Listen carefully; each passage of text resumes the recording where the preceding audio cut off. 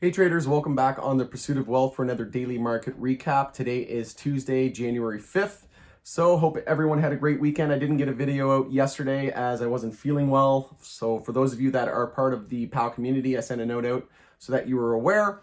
Those of you on YouTube, I apologize. But obviously coming back to you guys today with another market update video.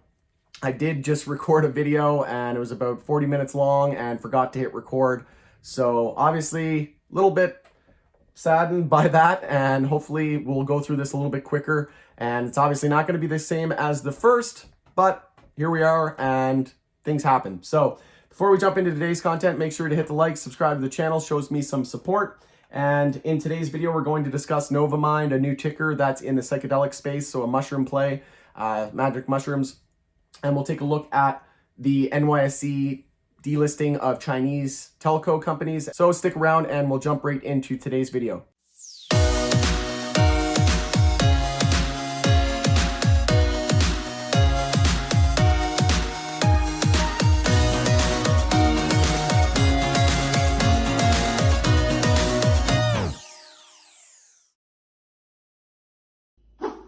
All right, welcome back. So jumping right into it, if you're new to this channel, I'll put some timestamps here as well, but essentially we go through some news and events and market moving headlines on the day.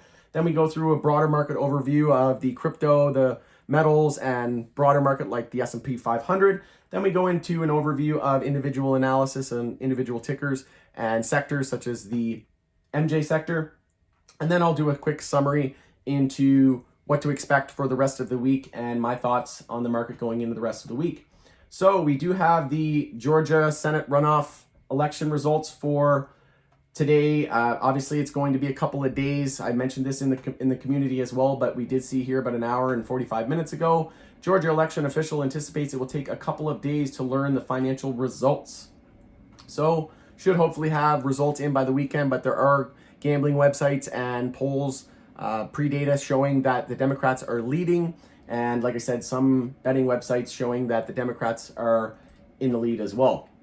Senate runoffs in Georgia will shape what Biden can achieve in the White House. So obviously the more, in power the Democrats are. So if they control majority of the Senate, the House, and we have a Democratic president, that's obviously going to create a huge difference in what they can achieve.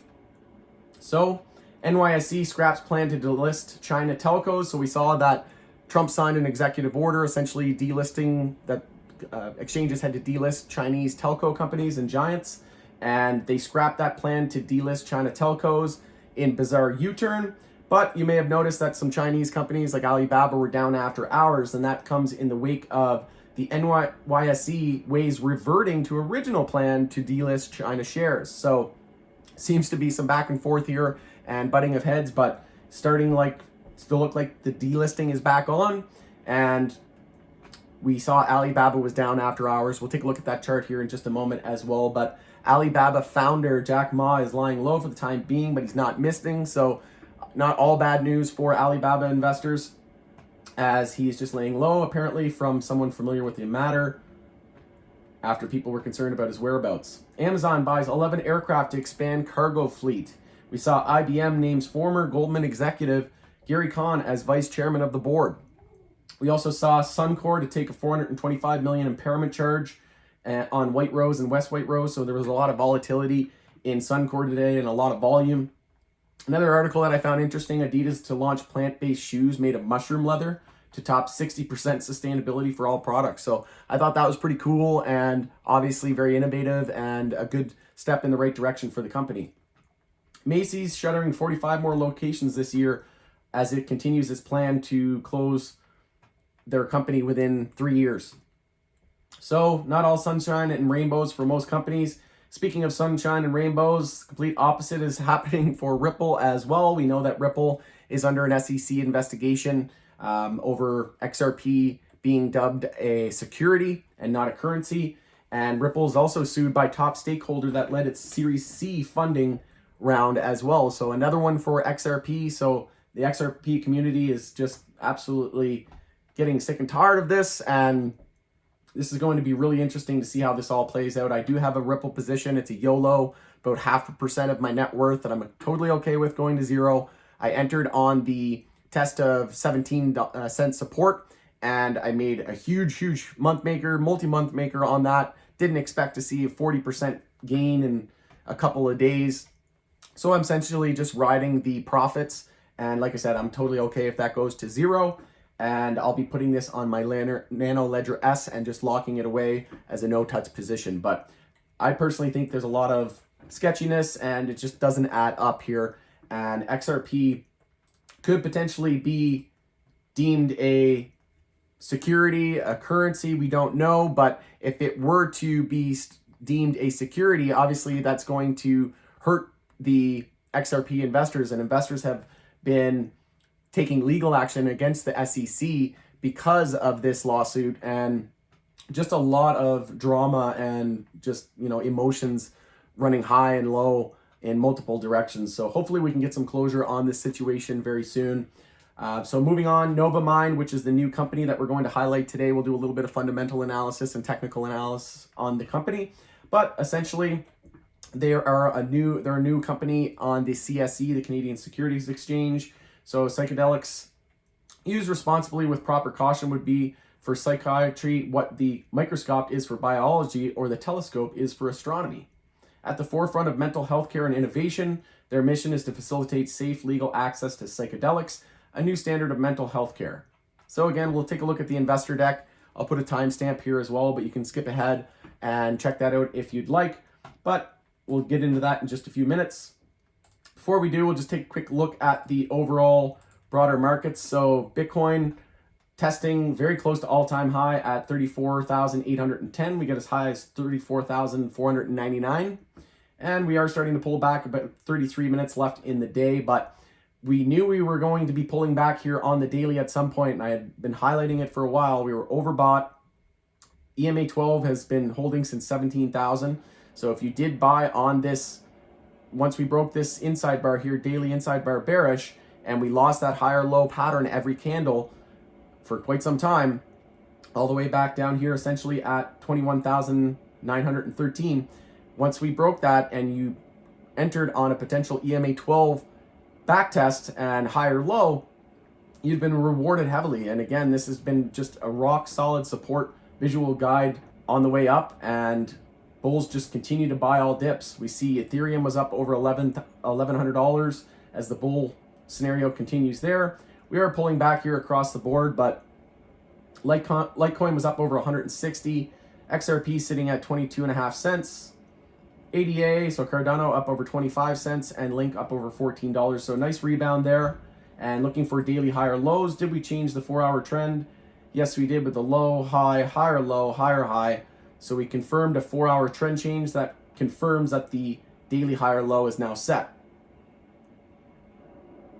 So we pulled back essentially 20%, and we are now up over 25%. So huge congrats to the bulls there. And we did test, we didn't quite get there today, but we again are still holding above EMA 12. And if we do close below that, that'll be a notable momentum shift for the bears. DXY, so we do have a bit of a falling wedge here on the daily to be looking out for. Generally, these break bullish to the upside as it shows bear exhaustion, but we're seeing lower highs and lower lows with little follow through. So you need to be cautious there of a falling wedge. Personally, I took a short position on SPY using SPXS today, which is 3x inverse bear ETF for SPY. My reasoning here is that we're approaching monthly resistance. I did highlight on this channel, if you subscribe to this channel, you would know that we've been highlighting that the dollar has been a monthly bear flag now. That has been confirming and still seeing follow through. And we are approaching monthly support at 88.25. We are getting close to monthly oversold. We're weekly oversold. So we're pretty close to weekly oversold. And on the daily chart, we are forming a bit of a, like I said, a falling wedge, and then inverse, we have a bullish RSI divergence with the RSI trending higher and the price action is trending lower. So I entered a position hedging my long-term no-touch MJ position. So I do have some cannabis stocks in my portfolio, very heavy exposure. So I'm just entering SPXS as a potential hedge to that. And like I said, just potentially looking to bounce here as we get closer to 88.25 support. XBI, the biotech sector, down 0.35%. So lower high every day, every candle for the last essentially 7 candles. So if we break the high of today, tomorrow, that will be step number 1 to get the daily bounce underway. And we'll look at the hourly trend. Did we change the hourly trend?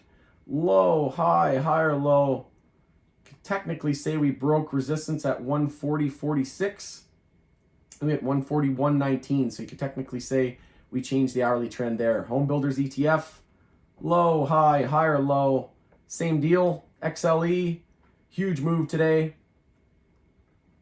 If we take off extended hours, see here, we did have a mini higher low into a higher high, so you could technically call that an hourly trend change. We are seeing hourly consolidation here now as well into the end of the day. So look to potentially bounce around EMA 12 or 26, but if we do hold EMA 12, the potential of an hourly bull flag is there. So we'll see if bulls can get continuation into tomorrow.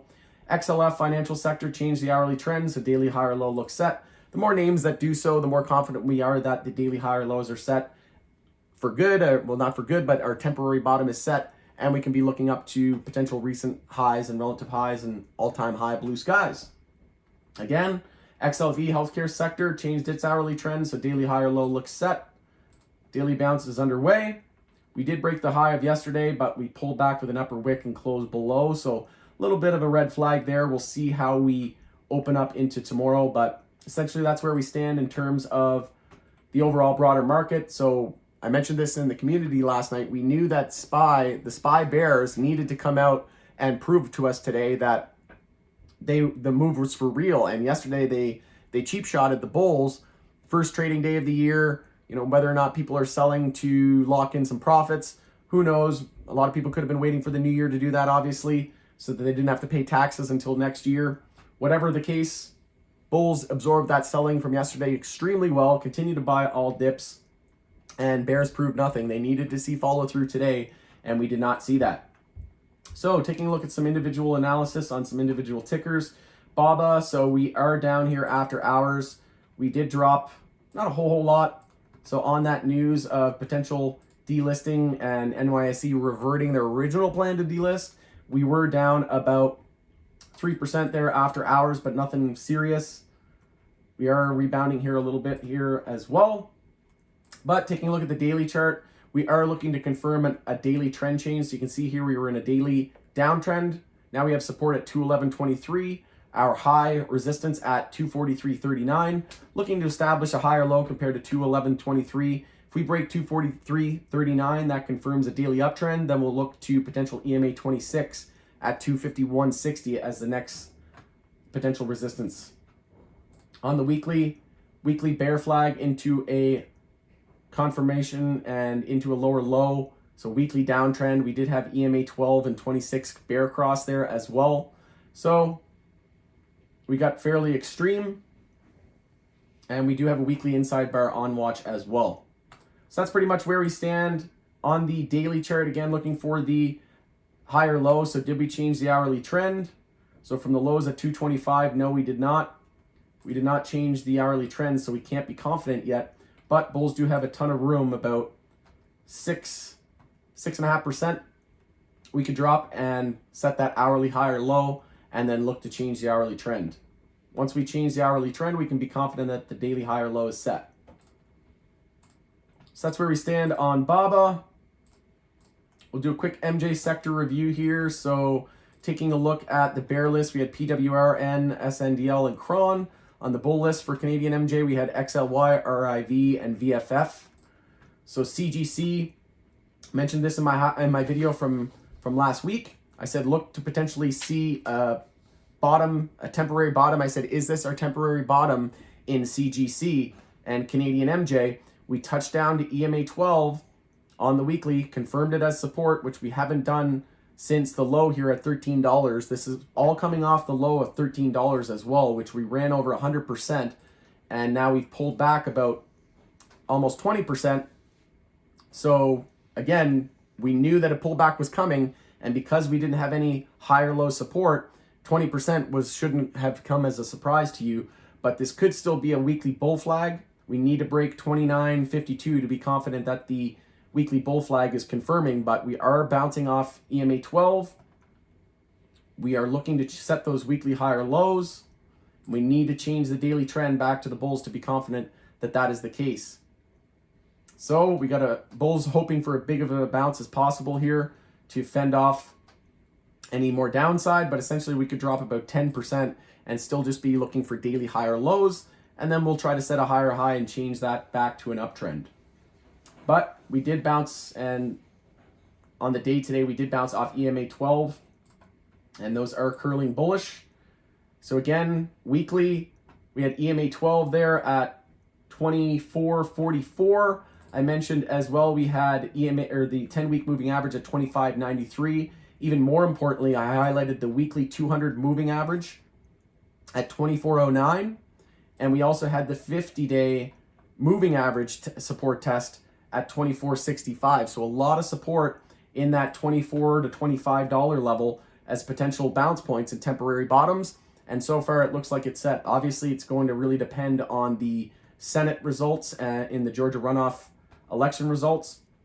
But if you didn't know, if I were someone with my head in the sand and I didn't know that there was an election result coming up, I would think that this is an extremely bullish chart, that we could potentially be seeing news or some catalyst, some bullish catalyst. And this could be essentially the catalyst that gives us that. I mean, we're in a monthly uptrend, weekly uptrend, daily uptrend. Sorry, we're in a monthly uptrend, a weekly uptrend, trying to change the daily trend back to an uptrend. But on the monthly, this is why we need to be confident buying dips, especially looking for weekly higher lows and the potential for weekly bull flag. We crossed EMA 26 and 12 periods on the monthly, which have been resistance since all-time highs. We're in a monthly uptrend, the first time since all-time highs, and we could see a bullish cross here of EMA 12 and 26. So certainly looking extremely bullish here for Canadian MJ. I would expect a huge run if we do see it. If we do see Dems win Senate majority, I think we could potentially see a little bit of a run up in US MSOs, or it could be a sell the news. Personally, I'm leaning more to sell the news, and then maybe funds rotate into the beaten up Canadian sectors for names such as HEXO. I really like HEXO as it has the Molson Coors partnership, so they can tap, no pun intended, into the US market once federally permissible to do so. So they're selling CBD drinks in Colorado through the joint partnership and joint venture with Truss Beverages with Molson Coors and HEXO. But once federally permissible, they'll be able to sell THC beverages through all of the United States and CBD. So extremely bullish catalyst for HEXO, and Canopy has the deal with Acreage. They're able to sell THC and cannabis-infused beverages through that partnership once federally permissible to do so. So if it does come, federal legalization does happen, and Canopy is able to purchase Acreage, which the deal has already been laid out. Once it comes federally permissible to do so, they're going to buy Acreage, and at that point they'll have their footprint and doorway into the US market. But HEXO obviously set up very, very well with that partnership and distribution through Molson Coors. Obviously would be able to leverage their marketing and distribution channels, but Coors does own majority of that Truss joint venture, so that's notable. But you can see here on the daily, we had an extremely bullish daily chart. This chart is just bullish in so many different ways. We had a golden cross on the daily. We had a weekly EMA 12 and 26 bull cross. If we zoom in, you can see here we had the cross back here on the mid-December. So mid-month last month. We have a weekly inside bar on watch, but essentially just looking to form a weekly higher low and bounce off EMA 12 and 26 support. If we zoom out here as well, we could be looking at a weekly cup and handle with the high, low, essentially double top. We had a high of 532, 516, close enough. The idea is there. And now looking to form that handle. If we confirm this handle, that would be about a measured move up over $6 or the mid $6 range. A lot of fundamental analysis and financial analysis I've been reading showing that HEXO is extremely undervalued. A lot of people saying fair market values at about $8 US. Personally, I don't really get too much caught up into that fluff, I'm looking at the technicals and I see an extremely bullish setup with a weekly cup and handle potential. If we do lose 358, then obviously the chances of that confirming are diminished. But on the daily chart, I'll just reset this chart. You can see here that we have this support line, so a pennant that's forming with the resistance line here. We did have a fake out, and generally we have fake out before the breakout. And is this a fake out and breakout scenario? Let me know in the comments below. I personally think so, and this is why. We did flush down, we lost that support, we had the fake out, and then we broke above today. We back tested that resistance line, confirmed support, and now I think the sky is the limit. If this is an early indication of potential Democrats winning, this could potentially be the case. We'll see. Again, not trying to predict, but if I didn't know any better, by the look of these charts, I would say that the Democrats are going to win. So, USMJ, TAUG, CXXI, VREO led the bear list, and Harv and Chiron as well. On the bull list, we had CWeb up over $10, or it's up over $5, sorry, and up over 10% on the day. So congrats to the bulls there. MMEN, CNVCI next on the list. Acreage, so congrats to the bulls. Taking a look at TRUL, so quick check into the MSOs. We did have a new all-time high on TrueLeave. Resistance is going to be 44.75 going into tomorrow. But again, I highlighted this for a while now. I said, when we saw this daily consolidation leading up to today and yesterday, I said, are you involved? Do you have a position in US MSOs? If you do not, are you looking to scale in? Are you looking for potential daily trend changes? Are you looking for EMA 26 test? EMA 26 has been holding since all the way down here at $22 essentially. And we had a very brief dip there below, but didn't really see any follow through. And again, if you would have bought on this daily higher low on EMA 26, you'd be up about 15%, between 10 and 15%. So again, congrats to the bulls who did buy that dip. But when we're in uptrends on longer term time frames and we can see blue sky breakouts and all-time highs in sight, you need to be, on the lookout for entries, and you can't be scared to buy those dips. But from the low here at 39.26, with the low, high, higher low, higher high. So once we broke 42.45, that confirmed the hourly uptrend. You could have also entered on this hourly higher low, put your stop below this higher low. There's a ton of different ways you could have did it. But in my opinion, if you were a conservative bull, you would have waited for that hourly higher low, entered on that hourly higher low and EMA test, set your stop below 39.26. Maybe you're a bit aggressive, maybe you're more conservative and you're waiting for that hourly trend change. You entered on the break of 42.45 and the hourly trend change. Maybe you were a bit more patient and you waited for that next hourly higher low. No wrong or right way, just depends on your risk tolerance.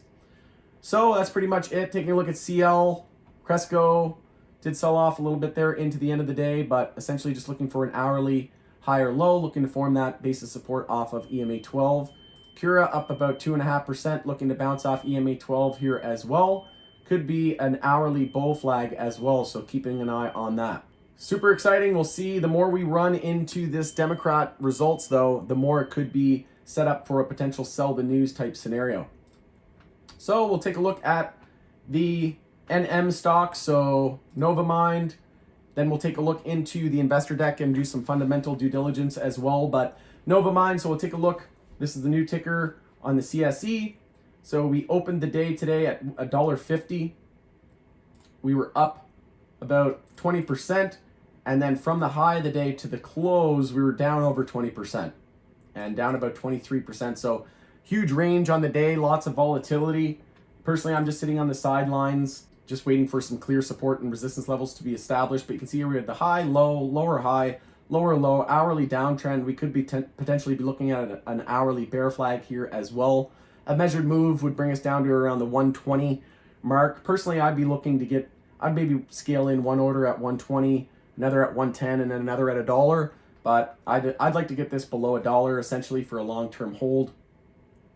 I do like the shroom play as an investment theme for 2021 and beyond, but personally, I obviously don't think it has as much hype or as much promise as the MJ sector for margins and profitability, etc., etc. But Certainly not blind to the opportunity here, but again, I'll just be waiting for the trade to come to me. I'm not really seeing any clear trades that I like at this time, but we do have support here at 138, so that could be potentially on deck tomorrow. Maybe you enter at a playoff of support. That's pretty much the only real play that I see.